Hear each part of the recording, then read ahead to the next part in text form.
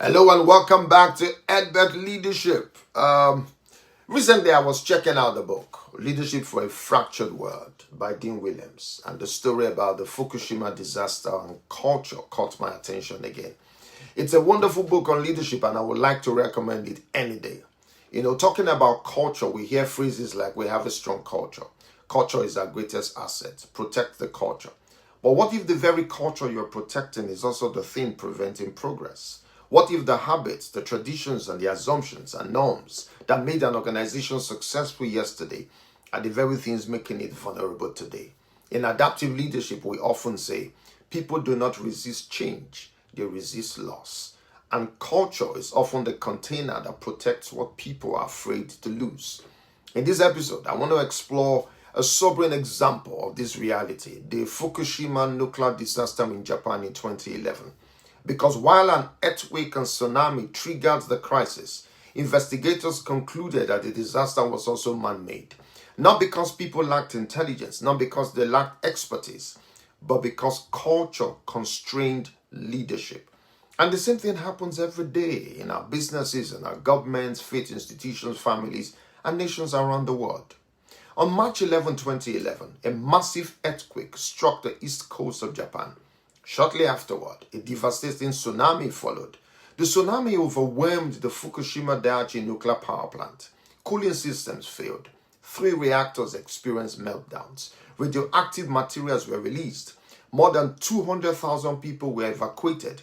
The immediate cause appeared obvious: the earthquake, the tsunami, a natural disaster. But when an independent investigation examined the event, they came to a startling conclusion. The disaster was not simply natural, it was also cultural. The chairman of the investigating team, Kiyoshi Kurokawa, argued that the deeper causes were rooted in cultural patterns. Let me quote a section of the report.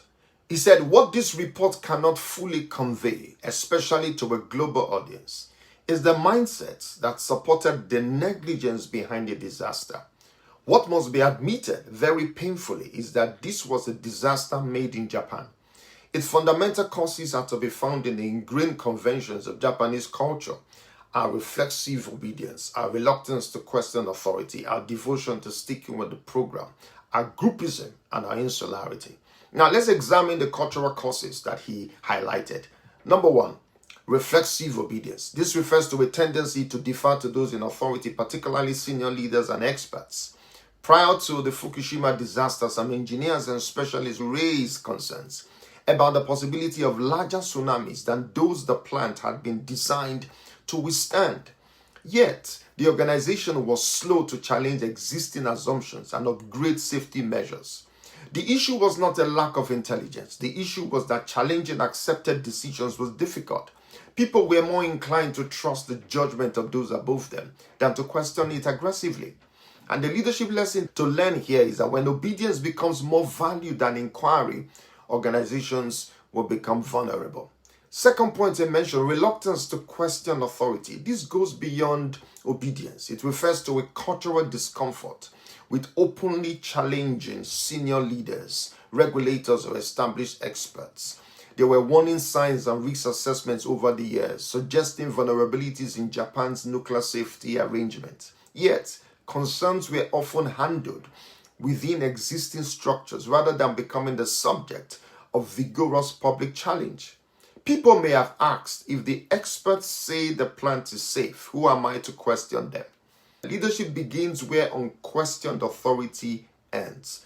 The third point mentioned was devotion to sticking with the program. And this refers to following established procedures, even when circumstances are changing. Many organizations become highly efficient at executing plans designed for yesterday's challenges.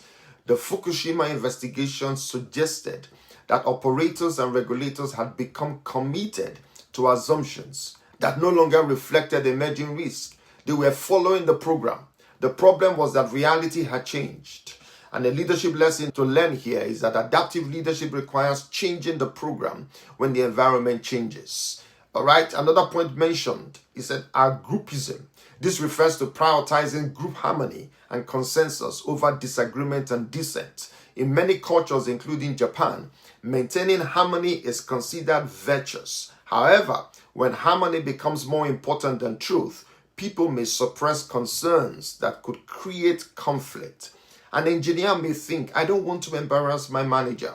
I don't want to create tension in the team. Everyone else seems comfortable with this decision, and so concerns remain unspoken. A leadership lesson: progress often requires productive discomfort.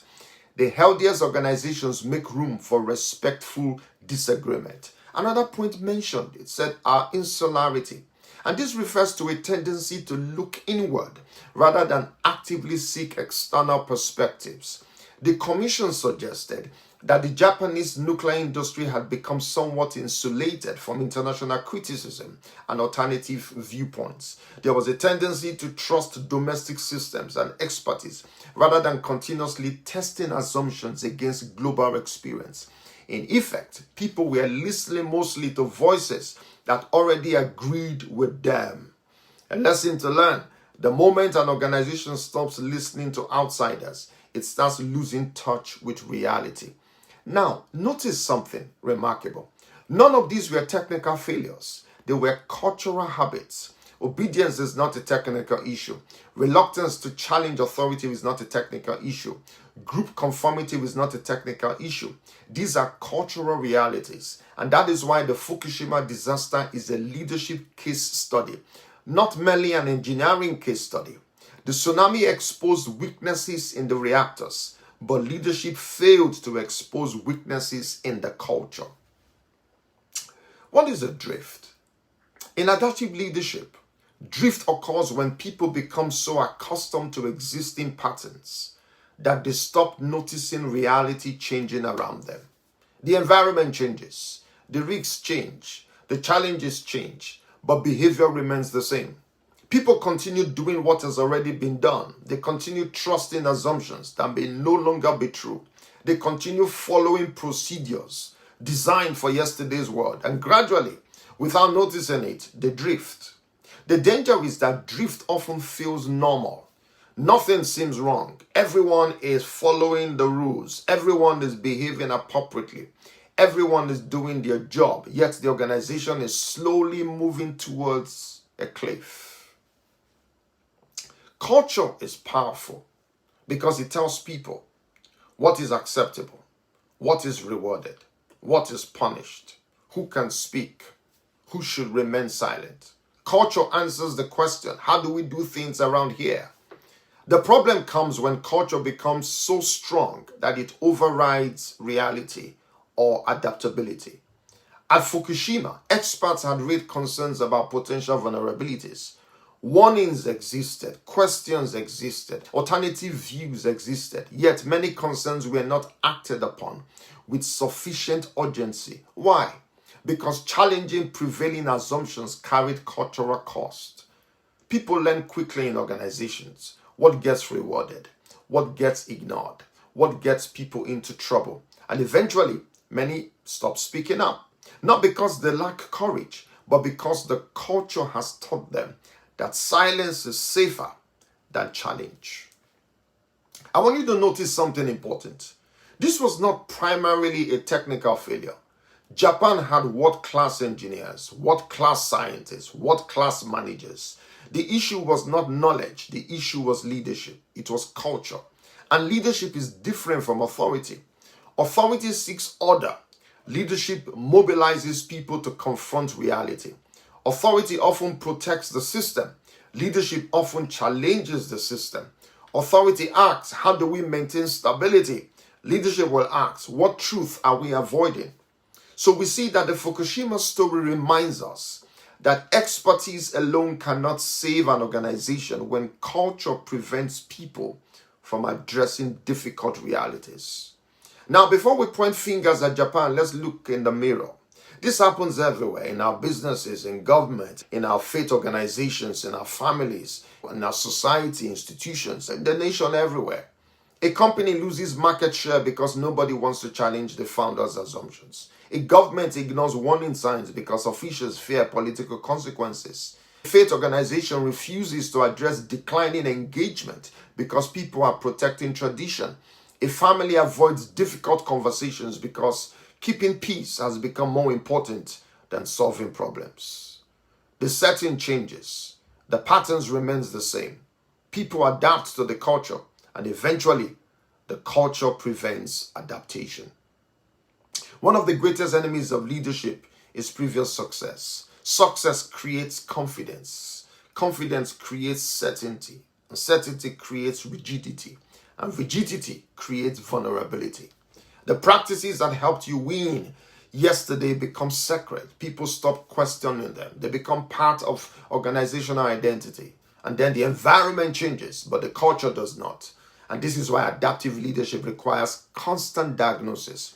You must continually ask questions. What assumptions are we making? What realities are we ignoring? What conversations are we avoiding? What truths are becoming undiscussable? Because the greatest risks are often hidden inside the things we believe are working. Very quickly, let me talk about how authority figures can prevent cultural drift. So what should leaders do? Number one, reward dissent. Every organization needs people who can respectfully challenge assumptions. If everyone agrees with you, you have a culture problem. Leadership requires creating safety for disagreement. Number two, make reality more important than comfort. Many organizations value harmony more than truth, but progress begins when reality becomes more important than comfort. Leaders must continually bring difficult realities into the room. Point number three, diagnose before you decide. Adaptive leaders spend less time defending answers and more time understanding the system. They remain curious. They keep asking questions. They keep learning. And number four, examine sacred cows. Every organization has traditions that nobody questions. Leadership requires asking, is this still serving our purpose? Or are we doing it simply because we've always done it this way? And point number five, build a culture of learning. Learning cultures survive. Defensive cultures struggle. The moment people stop learning, drift begins. The moment drift begins, vulnerability grows. I want to ask you a personal leadership question. And this is not just about organizations. It's about us. And each of us we have personal cultures, personal habits, personal assumptions, and personal routines. The same drift that happens in institutions can happen in our lives. We become attached to familiar ways of thinking. We stop questioning ourselves. We stop learning. We stop adapting. And eventually, our growth stalls. Leadership begins when we become willing to examine our own assumptions. And let me conclude. These are my concluding thoughts. The Fukushima disaster teaches a profound leadership lesson. The tsunami was not the only problem. The deeper problem was a culture that constrained adaptation, a culture that made it difficult to challenge assumptions, a culture that discouraged uncomfortable questions, a culture that protected stability at the expense of learning. And that is a warning for every individual, every authority figure, every leader, because leadership is not merely about solving problems. It is about creating conditions where people can see clearly, can see reality clearly. It is about helping organizations confront uncomfortable truths. It's about preventing cultural drift before it becomes catastrophic. So let me leave you with this question.